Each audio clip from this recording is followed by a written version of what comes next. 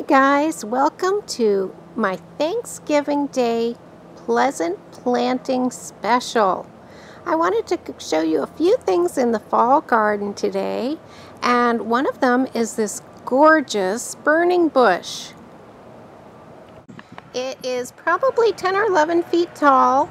It is full grown, and these bushes rarely reach more than 15 feet. The average size is 9 to 15 feet. But it's a wonderful plant to have in your garden.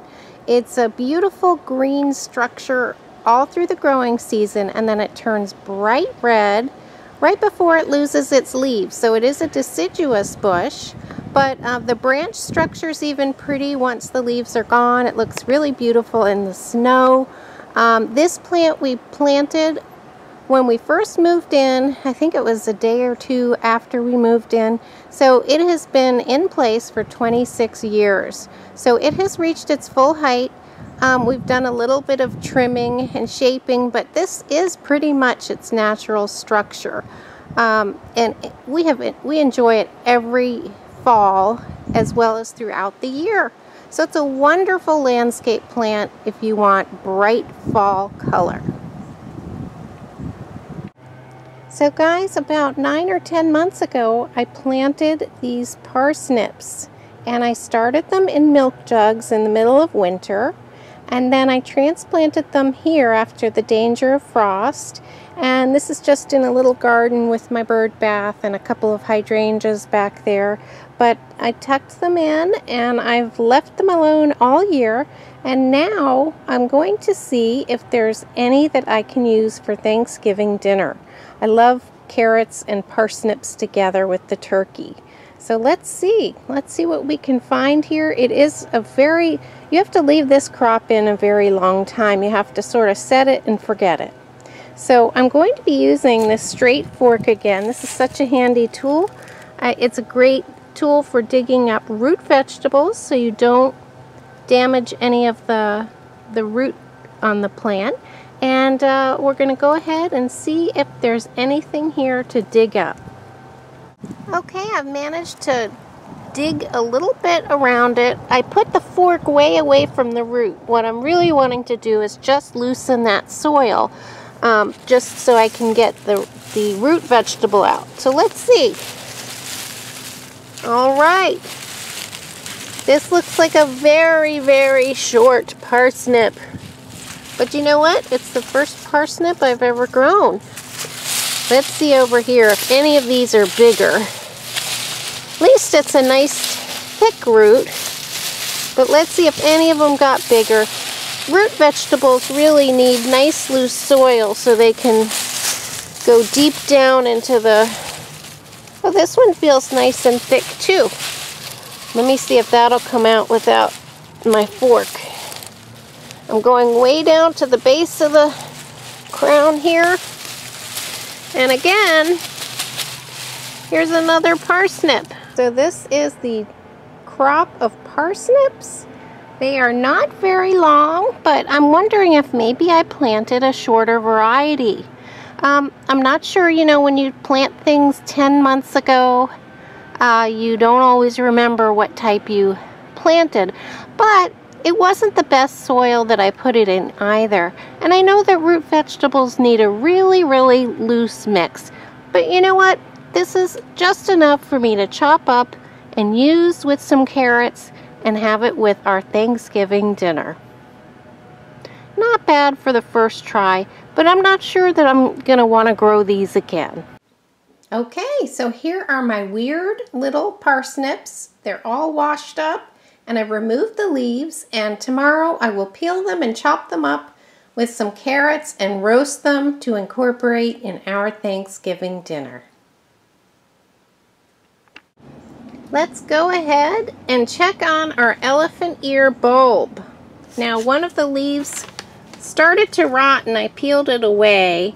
It still feels very cold and moist. I was hoping it would dry out a bit before I put it in paper, but I think as long as I leave some air around it. And by the way, when I pulled off the one leaf that seemed to be rotting, the second one came off, and So it produced a completely separate elephant ear baby. So now I have two wonderful plants.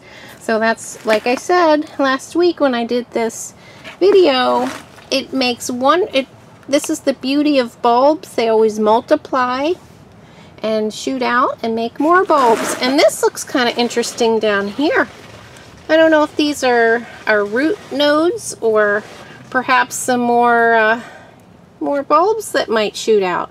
So I think because it's getting so cold, I don't want to risk it and leave it exposed like this and leave the roots out.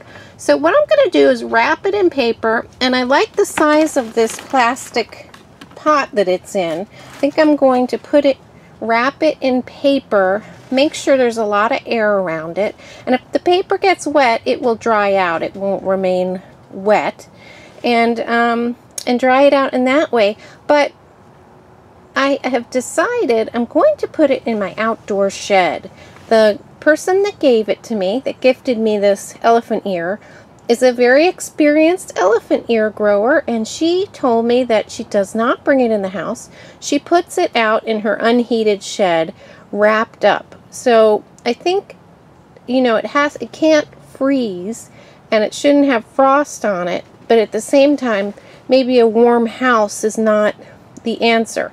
So I'm going to follow her advice, wrap it in some paper, just leave it sitting in this plastic bin that's open, and hopefully we'll have a dried out bulb that I can plant next spring after the danger of frost. So let me get started, and I'll layer it up with a little bit of paper. And just as a side note, I wanted to show you this beautiful root structure. I used kind of a fork like this to get some of that dirt away from the root. The last thing you want to do is put it away with, I'm just gently going in here. You don't want to put it away with mud on it because it's moisture that is going to cause it to rot. So you want to put it away with much less dirt than it had been previously holding. So I just knocked most of the dirt off of both of the bulbs, and I just think it's amazingly vigorous. So I'm excited about that. But let me get it wrapped up. Okay, I have it all tucked in some grocery bags. Each one is separate. I didn't really want them to be touching as they dry. And I'm going to add in some shredded paper, just from our home office. This is going to provide some insulation, but it shouldn't be too soggy even if it gets wet. Let me just fill that in, like that, just like that, and try to get lots of nice insulation over this, yet it's still going to be airy and dry out. So I'm filling that up loosely, making sure there's a lot of air in there. And now I'm just going to put this big lawn and leaf bag around the whole thing. And we'll pop it into the shed. And hopefully next spring it will have done a nice job drying. We'll have to see, guys. I would not take my advice just yet. I want to make sure that it comes back before I tell you this is the definitive way to pack up your elephant ear. But this is just what I've decided to do with advice from an experienced friend, and also what I have seen and read on the internet. Okay, here is the scary shed where it's going to spend the winter. It's going to be out of the elements and away from frost. So now let me open this up and we'll brave the spiders. And as you can see, this is a vintage shed with high-tech locks on it. Just this coat hanger. And I'm going to pop it in here where it can be dormant all winter. And there it is, guys. That is where it's going to stay, away from the elements, but cold enough to still go into dormancy. So wish me luck on that. So this is the rustic garden bed, And it has cover crops down here, which I think are full of daikon radish. I think that is what's growing out. It was a cover mix that I didn't do such a good job spreading out. As you can see, most of it is down at this end, although I did try to spread it out a little bit. And then I have some, I think this is more daikon radish here, which I just planted.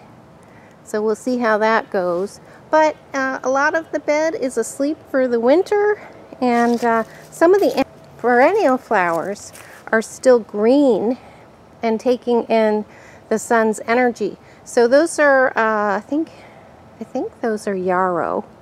Those two nice plants there, as well as this one. But they're still sucking in the energy from the sun down into their roots. So it'll be interesting to see if they stay green throughout the coldest part of the winter. And I have a few cabbages that have been growing here forever. But I'm just going to leave them. They never really formed much of anything. Although this one is a little baby cabbage. So maybe in about another month I can pick it and we'll see how it tastes. It's just been in there forever, so I don't know if cabbage that's been grown for a long time is any good, but we'll have to see. But the greenest part is that cover crop just all the way at the end. And interestingly enough, the comfrey plants have not died back yet, so we'll see how long they last into the winter. This is my first experience growing comfrey, and I planted the roots last fall, I think. So we'll have to see if those last into the winter even when it gets cold. Everything's died back in this bed next to the polytunnel, and the gomphrena has turned into seeds.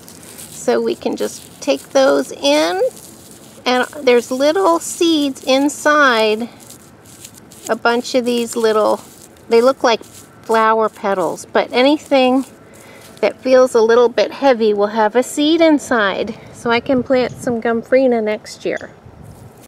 And I like to have little pots of evergreens. These are tiny, but I just love the festive feel of a little evergreen in a pot. So I have those flanking the entrance to the polytunnel, and that gives me a tiny bit of winter interest. I went ahead and took down my bird feeder and cleaned it out, hosed it down, washed it with some soap, and I refilled it. It's really important to keep your bird feeders clean so that you're not spreading germs amongst the bird population. So it is all ready to go for the winter. I do keep it filled year-round, but in the winter and fall it's especially important to feed your bird friends. And I put some past due clementines down at the bottom, and we'll see if we have any takers. I was going to just throw them in the compost, but I thought, well, maybe there's a squirrel or something that would eat it. And I always like to share. They can have a little Thanksgiving as well. So guys, thanks for tuning in, and I hope you have a wonderful Thanksgiving, and I'll see you next time.